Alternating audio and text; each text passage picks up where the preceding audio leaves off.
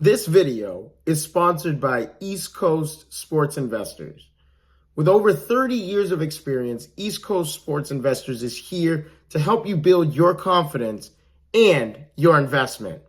Join the East Coast Sports Investors family today.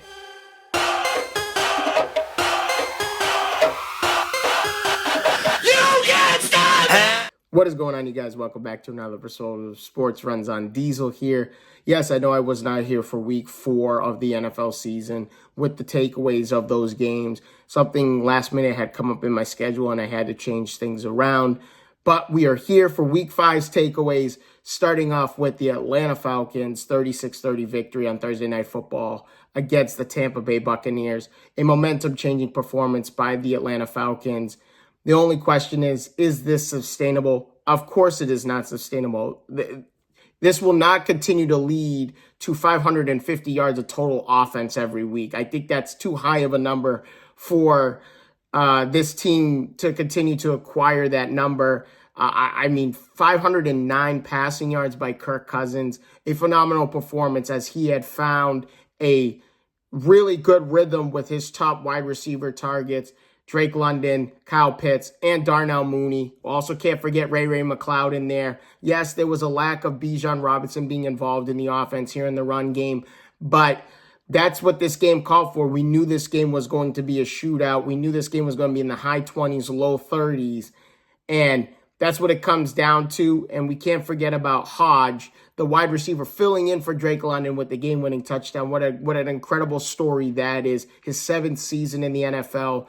Had only had one receiving touchdown his whole career leading up to that moment. So good for him getting his second career receiving touchdown as a game winner against the Tampa Bay Buccaneers early in this season.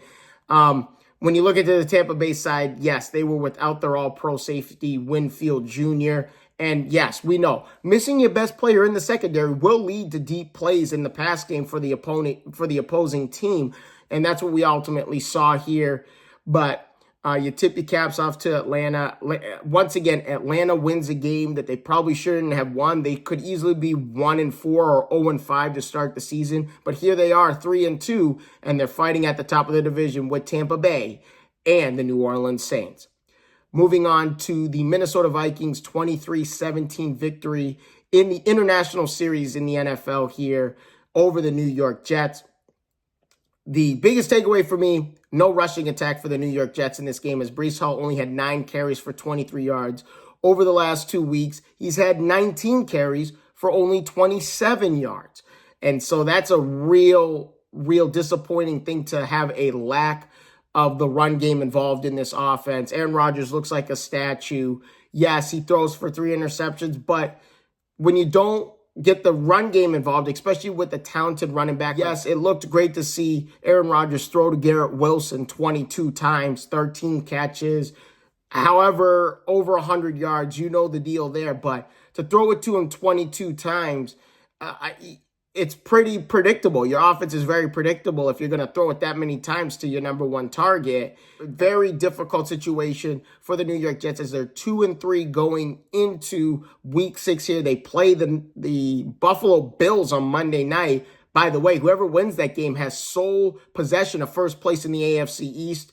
But there's a bigger story in this conversation and in this topic, and that is the head coach Robert Saleh getting fired, as we all know, from Tuesday morning. The unexpected news there.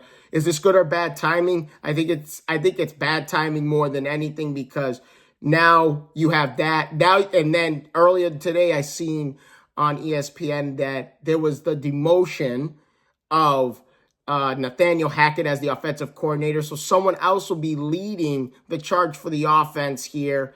And just, is Aaron Rodgers to blame? That's the million-dollar question here. I don't know what else to think here other than the fact that, yes, there's blame to go all the way around. It's not just Robert Saleh. It's not just Nathaniel Hackett. It's a little bit of Aaron Rodgers. It's the Jets owner, Woody Johnson. There's the general manager that's involved in this.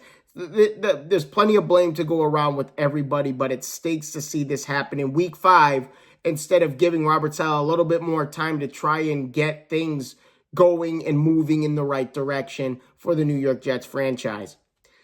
Next, we have the Washington Commanders, who continue their dominance here in the NFL as the NFL's highest scoring team against the Cleveland Browns, 34-13. The only takeaway I have from this is it's time to dump Deshaun Watson. $230 million guaranteed to this fool, and this fool can't even produce mediocre numbers. He can't even produce subpar numbers. He can't even produce Jay Cutler numbers. Oh, but with that being said, entering week 5 into this season, the Browns had the worst third down offense in the NFL. And guess what? They go 0 for 12. 0 for 12 on all third down attempts with Deshaun Watson in the game. Unacceptable football.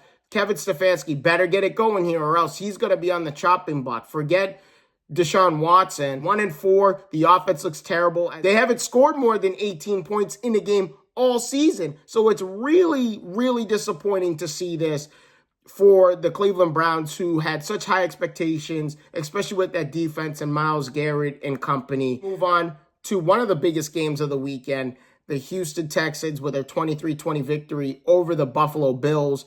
The Houston Texans defense deserves a lot of credit in this game, holding Josh Allen to 9 of 30 passing, 30%. By the way, which is the lowest completion percentage in a game with at least 30 pass attempts in the last 30 seasons. Very, very impressive stuff from what the Houston Texans defense had did in this ball game. And then you also have to think about this too. Nico Collins goes down with a hamstring injury. Fantasy football managers, he's on IR, just as a heads up there. So he will be out for at least the next 4 weeks, which means Tank Dell and Stephon Diggs are going to be getting a lot more of the target share, especially in fantasy football. So something to keep in mind fantasy-wise. I know I'm going off topic there with that, but the Buffalo Bills have the game's tied. You have the ball inside your own 5-yard line, and instead of trying to run the ball 3 times and play for overtime, let's throw 3 bombs to see what's going to happen. Guess what? You punt the ball away to Houston, and Houston comes away with a game-winning field goal. Like, dumb play calling down the stretch by the Buffalo Bills here. And Sean McDermott needs to take all the blame for that one. They're trying to win the game there, and it backfired on them, and instead they lose the game. And now they have the New York Jets on Monday night playing for first place in the AFC East here in Week 6. Enough said there. Moving on to the most entertaining game of the weekend, which is the Baltimore Ravens 41-38 victory over the Cincinnati Bengals. Huge comeback for the Ravens as they were down by 10 points with 5.5 minutes remaining. Listen, Lamar Jackson is him. He is the MVP of this league, 2-time MVP of this league for a reason. And you saw it on that play there where he was scrambling outside the pocket to his right, throws the ball while falling out of bounds, and finds Isaiah Likely in the back of the end zone to make it a 1-score game. Ridiculous stuff by Lamar Jackson. And by the way, the Ravens have outrushed their opponents by 100 or more yards in all 5 games this season. That's the longest streak to start a season by any team since 1933. Why am I mentioning 1933? Because that's when yardages were fully tracked in the NFL. That crazy stat there.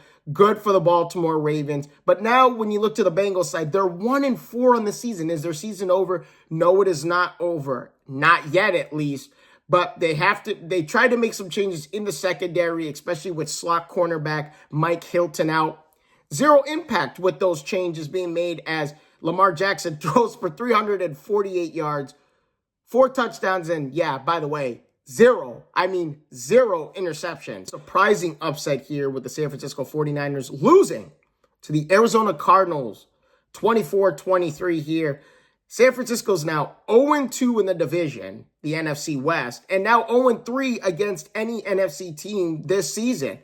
Unfortunately, in this game, they were caught with their pants down. Yes, they're still without Christian McCaffrey. Now they're without Jake Mooney, their kicker, who got injured, and I believe he rolled his ankle on a kickoff. You give a lot of credit to the Arizona Cardinals defense here, that bend, don't break defense. They held the 49ers to 3 field goals and a fumble. They forced a fumble in the red zone. They were deep in the red zone, inside the 10-yard lines, and you hold a potent offense to 3 field goals and you force a fumble to give yourself a chance to win this ball game.